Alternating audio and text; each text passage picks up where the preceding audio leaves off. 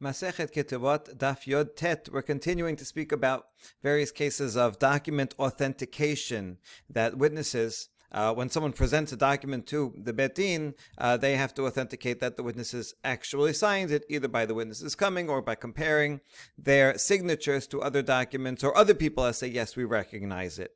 But these cases are where the witnesses come and they say, yes, we signed it, but they add a stipulation: we were minors, or we were relatives, or we were under duress. That's the cases we spoke about yesterday. We saw the opinion of Rabbi Meir that says we do not accept the conditions of the witnesses. In other words, as long as we know that it is their signature, then we ignore the statement that they said, but it was under duress. Why did Rabbi Meir said that? We explained it according to Rav's statement, who says that modeh bishtar sheketubot en tzarich lekayemo. If a borrower says, yeah, I wrote that document, then you don't even have to bother authenticating the witnesses, because the borrower himself said, yeah, I wrote it. And therefore the same would be true if witnesses came and said, that is our signatures, but we just stop them right there and say, we don't care about the but. Is you admit that this is your signature, then that's it. The signatures, the document speaks for itself, and we don't listen to the statement that they said they are under duress. The document is, in fact, valid. Okay, that was the opinion of Rabbi Meir against Chachamim, who say that we do take into account their conditions in some cases. So now, Gufa, now we're going to analyze the statement of Rav more in depth. Amar Rav Huna Amar Rav, modeh bishtar sheketavo en tzarich lekayemo. So they say, if the borrower comes and says, yeah, I wrote that, then the lender doesn't have to bother bringing witnesses to authenticate it. Amar le Rav Nachman, ganuva lamalach. So Rav Nachman tells Rav Huna, who said this halacha in the name of Rav, and says, why are you acting like a thief? In other words, how come you're saying that the bottom line is that you don't have to authenticate a document as long as either the borrower said he wrote it, or the witnesses say that it is their signature, but we don't care about the but. I see that you're actually saying halachas like Rabbi Meir, because we just established that Rabbi Meir is assuming Rav, and so Rav is following Rabbi Meir. So why are you saying that the halacha is that, yeah, it doesn't need authentication, we accept the document without, and we ignore the conditions? Why? What you really mean to say is you're saying halachas like Rabbi Meir, but I know that you are acting like a thief. You don't want to say so directly, because nobody wants to admit that they're following the minority opinion of Rabbi Meir against Chachamim. So they're saying, I follow the opinion that says we trust the document. Yeah, what you really mean is you're following a minority opinion. So that's Rav Nachman's attack. It seems his attack is twofold. Number one, that you're not being honest with everyone and just say, I'm following a minority opinion. And second is that he's following a minority opinion. He says that should not be the halacha. So, if that's what you think Rabbi Meir, say so. Halacha Rabbi Meir. Obviously, you're embarrassed to say so. So Rav Huna, who said the name of Rav Huna, asks Rav Nachman, okay, what do you think, Rav Nachman? And he says, well, I disagree with you. If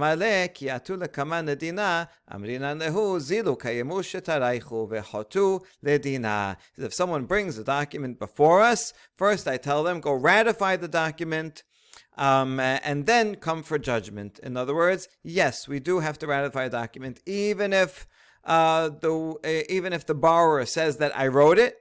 We still tell them to go and ratify it, because if the borrower says I wrote it but I paid back, right, then we still have a problem. But if we ratify, and he won't have to pay because he's a pesha saru peshi itir. But if we ratify it independently, then we will make the borrower come and pay. So in other words, we tell the lender, don't rely on the admission of the borrower. Rather, get it authenticated independently, and then the case will go much smoother. So we see that he does not agree, Rav Nachman does not agree with the statement of Rav Huna, Amar Rav, and he says we should authenticate it no matter what. And then the same would be true regarding the witnesses, that just because they said we wrote it, doesn't automatically authenticate it. We're going to listen to the whole thing. Like Chachamim say, we will take into account if they say it's under duress. All right, now that we mentioned one statement, another statement of Amar Rav Yehuda, Amar Rav, another statement in the name of Rav.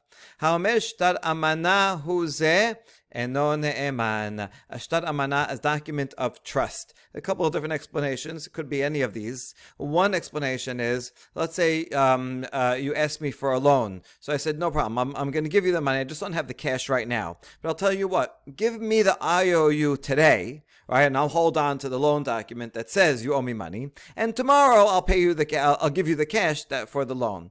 And so you give me an IOU. So now I have a document against you, and I never actually give you the cash for the loan. This is how Rashi explains it. So now I have a loan document against you, even though you never got the money. So this is a false it's a false document. It says that you owe me money, even though we don't really. Another possible explanation is, let's say I'm going to go into a business deal tomorrow, and I want to show the partners that I'm wealthy, even though I'm not so wealthy. So I might come to you and ask you for a favor. Hey, can you write an IOU IOU and give it to me that says that you owe me a lot of money? And that way, I can show it to the other partners. Says, look how rich I am. See, this guy owes me $1,000. That guy owes me $1,000. I have all these IOUs. And I said, just, it's on trust that I'm not actually going to ask you for the money. I just want to show that I have accounts receivables. And so this also is a false document. So here's what Rav says. If someone claims that, yeah, there's an IOU here, but it was just based on a trust issue, and actually the money was never taken and was never owed, he's not believed, right? But rather, if you have such a document, you can use it, and the person will have to pay. Okay, now we ask, who is claiming that this is a document of trust? If it's the borrower that says, oh, that document, the IOU you have against me, that's just a document of trust, and I never actually received the money, I don't have to pay. Are we going to believe the borrower? If we're going to believe them, then every borrower would say, oh, it's a false document. So obviously it can't be the borrower. And if it's the lender that says, oh, I have an IOU against you, but you only gave it to me on trust and you don't have to pay me. Okay, good. So if the lender is willing to forego payment, let him get a blessing. Right? There's no reason not to believe him. Rather, it must be that the witnesses say, we signed this document, but when we signed the document, we knew they said that this is just a trust document and that money will never actually have to be paid. Well, let's see. If we can authenticate their signatures independently, then we are not going to accept their testimony to say it's only a trust document. The document stands alone because independently verifiable. And if we cannot authenticate their signatures from any other place, any other friends who recognize their signatures or comparing them, then we should believe those witnesses because they're the ones that said it is our signatures, and thereby authenticating the document, and they're also the ones that said it was only written on trust and it was never really payable. So then they should be believable. So what case exactly here are we talking about that Rav said his statement? Okay, we're going to give three answers, including all possibilities. The siman is ba'ash. The bet stands for Rava, Aleph stands for Abaye, and Shin stands for Rav Asher. And they're going to actually bring up possible cases for all three variations. Amar Rava, le'olam dekamar loveh. In fact, maybe it is the borrower. When we asked them, but the borrower we can't trust. Uk'd Huna. The statement that we began with, where Rav Huna says, in the name of Rav, that if the borrower admits that, yes, I wrote, this is my signature, then you do not have to authenticate it. So in this case, the borrower is, on the one hand, saying, yes, I admit I wrote it, But he's also saying, even though I wrote it, it was only a document of trust. And so therefore, you might think that we would accept it because he's, after all, the one that authenticated it. But the halacha that we're learning from Rav Yehuda Amar Rav is that we do not accept it, even though he is the one who has authenticated the document. He's not trusted to say that it's a document of trust. That's the first response, and that explains what the chidush is in Rav Yehuda's statement. Second, Amar Abaye Amar Leolam Amar Malveh. Maybe in fact it's the lender that says, and we asked about that. Well, Tavo la beracha. If he foregoes and says you don't have to pay, that should be fine. Oh, but it still could be relevant, and actually he's not believed, right? Even though he's foregoing his own payment, he's actually not trusted. For example, in a case where the lender himself is also a borrower, he also owes money to someone else. And it would follow the statement of Rabbi Natan, Detanya, Rabbi Natan Omer. מניין דנושה בחברו מנה וחברו בחברו מניין שמוציאים מזה ונותנים לזה תמוד לומר ונתן לאשר אשם לו. For example, you have a case where A lent money to B and B lent money to C. So now C has to pay back B, who will pay back A. So how do we know that in such a case that what we do is, the Bet Din can go to C and say, hey, take that money. Instead of paying B and relying on B to pay back A, just pay A back directly and skip over B.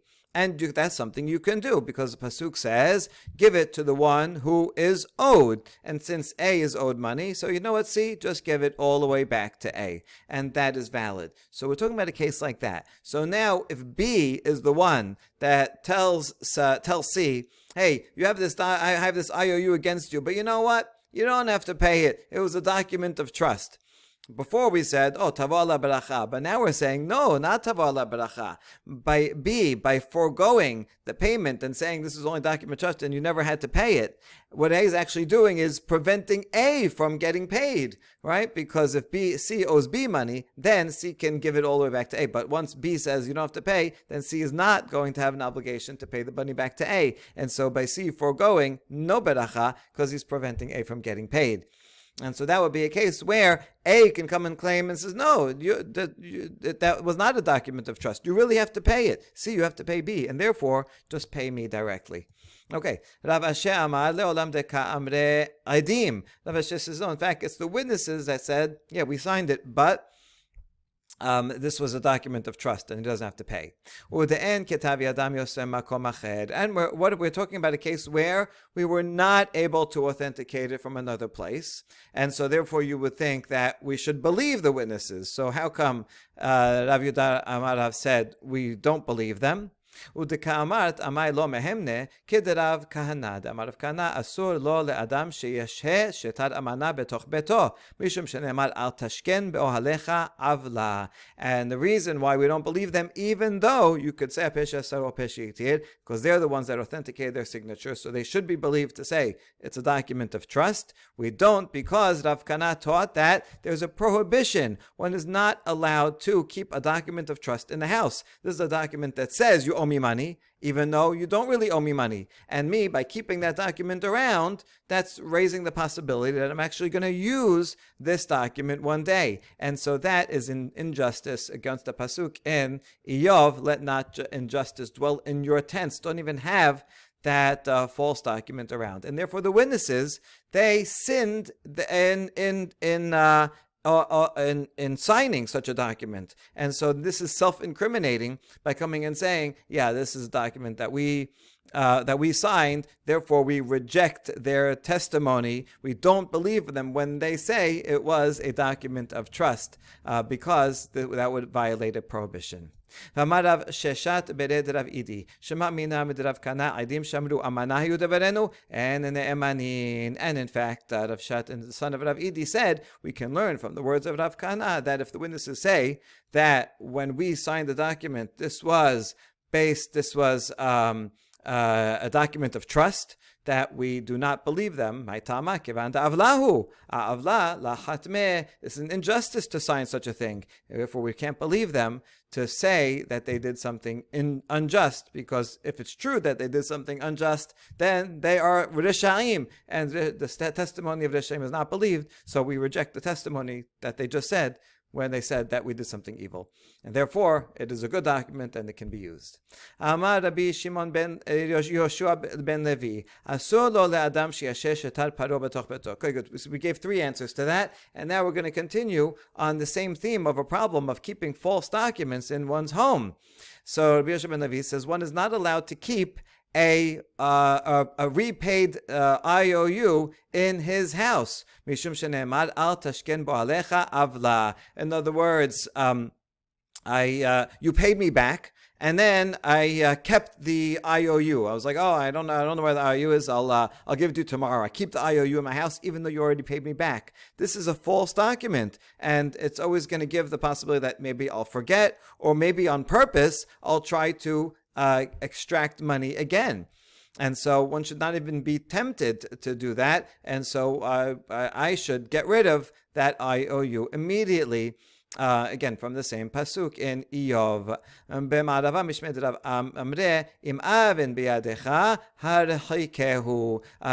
Beginning of that same pasuk, if there's a nikri in your hand, put it far away. That's what it's referring to. Zeh shetar amana ushtar pasim ve'al tashkem b'alecha avla zeh shetar parua. So the first half of the pasuk is talking about shtar amana that we already spoke about. Shtar pasim is something similar. A kind of a document of trust or of security.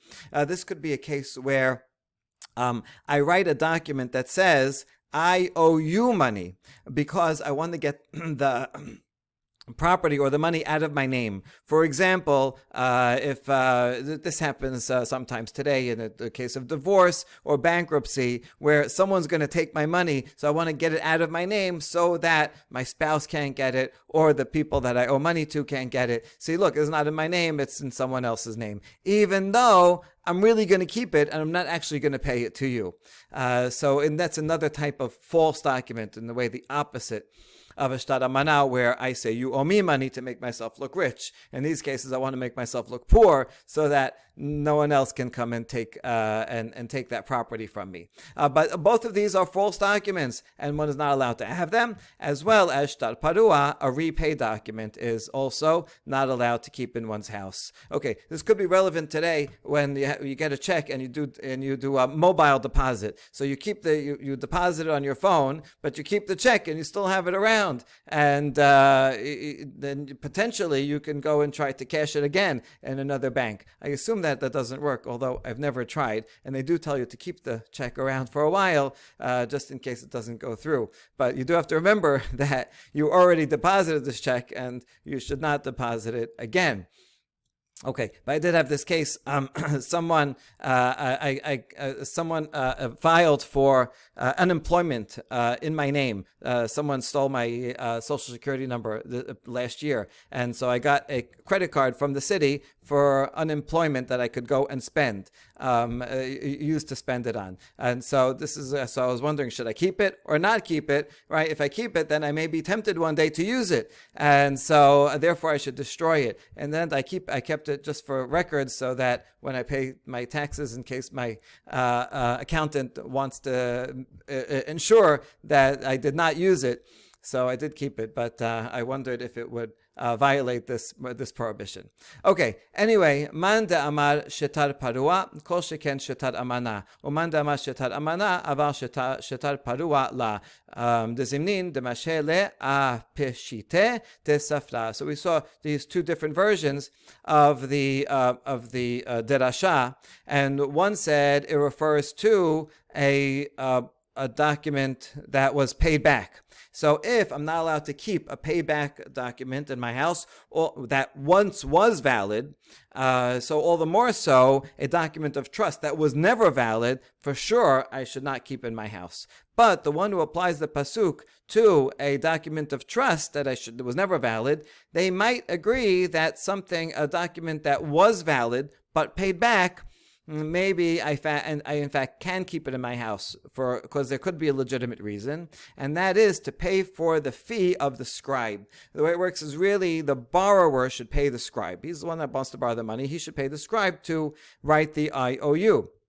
But if he's a borrower, probably he doesn't have enough money to pay the scribe. And so what happens is that sometimes the lender will shell out the money for the scribe. And when the borrower pays back the loan, he'll pay back the amount of the loan plus the fee of the scribe. If the borrower pays back the loan, but not the fee of the scribe, then the lender has a right to hold on to the IOU until such time as the borrower pays for the fee of the scribe as well. And so therefore he may agree that, you know what, even if you paid back the loan, but you still didn't get the fee, it's still valid to hold on to it. The first opinion would say, no, don't do that, because it's still a problem that you may come to ask for the entire loan amount once again.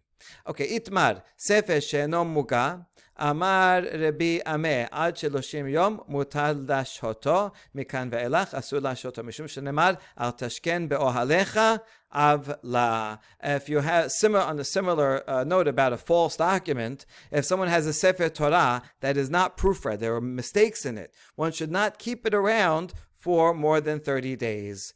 You can keep it around for 30 days, but not more, because the same pasuk, injustice should not dwell in your tents. Which means today also, if you have a Sefer Torah and someone finds a mistake, either you have to correct it, get a scribe to correct it within 30 days, or if it's not usable anymore, and put it in a genizah. But if you leave it in the hechal without correcting it, then someone's going to use it. And then they're going to be reading an incorrect text. And if it's incorrect text, that may lead to false explanations and false decisions, false halachot based on that. And therefore, it's an obligation to make sure that our texts are corrected. And this may be true for text of the Talmud as well. If you have a text of the Talmud that's not correct, we may come to incorrect conclusions. And therefore, we should always, as quickly as possible, make sure that we have the corrected text. Okay. Amar Rav Nachman, Adim Shamru Amana Hayu Devarenu En Ne'emanim. Moda'ah Hayu Devarenu En Ne'emanin. Okay, Rav Nachman says something we already know, that the witnesses say, we wrote this document, but it was a document of trust. That either you trusted me to hold on to the IOU, even though I didn't give you the cash yet, and I never gave you the cash. Or it was just, they give me that document so I could look rich, and trust me, I won't ever collect on it. So if the witnesses say that this document, we signed it, but it's a false document, it's a trust document, they are not believed. That we saw already, the reason. But now we add another case, Moda'ahu devarenu, that our statement was after a declaration. If someone comes and says, listen, I'm going to be signing a document tomorrow that says I owe, but I'm telling you, witnesses right now, that I don't mean it. What I'm going to say tomorrow is false. And so I'm telling you that from now so that it undermines what I'm going to say tomorrow. So if the witnesses say, we signed this document, but this document, the borrower said, I don't mean it, or whatever the case is, they are also not believed. And it would be a similar reason. We're not going to believe the witnesses at once first said, yes, it's their signature. Good, so they authenticated the document. We're not going to trust them to undermine the document. That's Rav Nachman. So Mor Rav Asher agree in the case where it's a trust document that they say we don't believe them, because they're not allowed to sign a trust. You're not allowed to have a trust document in your house. It's a false loan document, and so they are self-incriminating. So we throw out their testimony that's a false document and it's a good document. But if they say it's a moda'ah, that beforehand the borrower said, what I'm owing, what I say I'm going to owe tomorrow in that document is false, and he tells the witnesses that, and from beforehand, then the witnesses are believed to say this was a document that was there was a declaration made beforehand that is believed, according to Mor Barav Asher. My ta'ama, hay nitan likateb, v'hay lo nitan likateb. And so why? What's the difference between the two cases? Because the document that was signed with a declaration beforehand, why am I making a declaration before that what I sign is not going to be true? Why would I sign in the first place? It must be that I'm signing under duress. There's some kind of pressure that someone's making me sign this. So I'm going to tell them before, listen, I'm going through this thing because they're making me, but it's not going to be true. In such a case, the witnesses are permitted to sign such a document. Such a document is allowed to be written because we want to save the guy from being under duress, even though he didn't mean it, and he told the witnesses, and so we can know that eventually the witnesses will come after that thug goes away and say, no, he never meant to sign this. So therefore, it is, in fact, a valid thing that it's not a valid document in the sense that you can't collect on it, but it is permissible in some case to write a document under duress and say a declaration before. But the document based on trust is never allowed to be written, and therefore that would be an act of self-incrimination. So that's the difference according to Mor Barav Asher. All right, good. So now we established that these two, according to Rav Nachman, who says both of these types are no good, the one on trust and the one that was under duress. What about a document that's based on that's subject to a condition? Right? It says I owe you money if such a condition comes true, if it rains tomorrow, if this deal I made goes through, then I'll pay you this amount of money. So what about that? Is that considered a true document, or is it another way of undermining the document by having a condition there? So what do we say? The reason why the document under duress and the one that based on trust is we don't believe the witnesses to say that because they're undermining the validity of the document, and you can't do that. And here, if you're making it on condition, you're also undermining the validity of the document if the condition should not be fulfilled. Or do we consider the condition to be a separate thing? The document is valid. It's just that there's an additional statement, which is the oral condition, that this document that is valid will only be fulfilled if that condition comes true. But it's not undermining the document, because it could very well be that the condition will be true, and then the document is valid. That's the question. And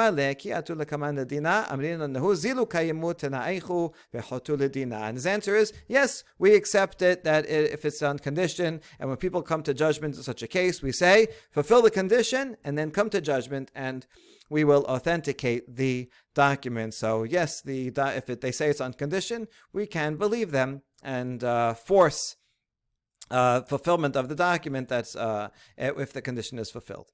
Ed omer tenai ve'ed omer eno tenai. Okay, a little more complicated. What if there's two witnesses? And the case we just had was where both witnesses say, yeah, we signed it, but it was verbally on condition. But what if we have two witnesses? One of them said, yes, I signed this, but there's a condition attached to it. And the other one said, I signed it, but there's no condition attached to it. Which one are we going to believe?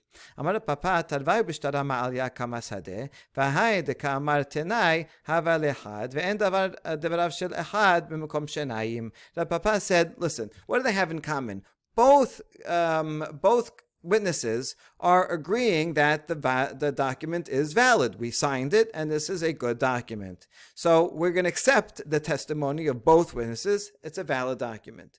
Now, regarding the condition, only one said it's a condition, and the other one did not say it's a condition. So therefore, we're going to reject the witness that said there was a condition, because there's only one witness. So we have one witness as a condition versus two witnesses that say that the document is valid. even though one of those witnesses is the very same person, nevertheless, we take the agreement of them as the two, and we say the document is valid, and we ignore the condition. Matkif la Rav Huna bar Bered Rav Yoshua. Rav Huna is going to reject what Rav Papa just says, and he says, "Ihachi afilu tarvai huna me." He says, according to your logic, even if both of the witnesses testify that there was a condition, we also should not accept their testimony, even though we said above that we do accept that. Rather, we say that Ela Amrinan Hane lemiakar sahadutaihu ka'atu. In the case where there was two witnesses that both said it was on condition, we consider that they are undermining their testimony, meaning that their testimony that the document is valid is dependent on their also adding that there was a condition, and therefore it's built in. It's all one statement, and therefore we accept the condition. The condition has to be fulfilled. That was what Rav Nachman said. Hainameh, and the same would be true if there is only one witness saying there is a condition. That he is thereby undermining his testimony that it's a valid document. In other words, that we take the entire statement together and we say he is testifying, that one witness, that it's only a valid document if the condition is fulfilled. And so therefore you can't separate them like Rav Papa did and say there's two witnesses against one. No, the one witness that says it's on condition makes his validity dependent on that. And therefore, even with one witness, we would enforce the condition. And halacha is in fact like this challenge of Rav Huna ben Rav Yoshua, that even if only one of the two witnesses, one witness says it's a valid document unconditionally, and the other one says it's valid dependent on the fulfillment of that condition, we would require that condition to be fulfilled. Baruch Adonai Le'olam, Amen ve'amen.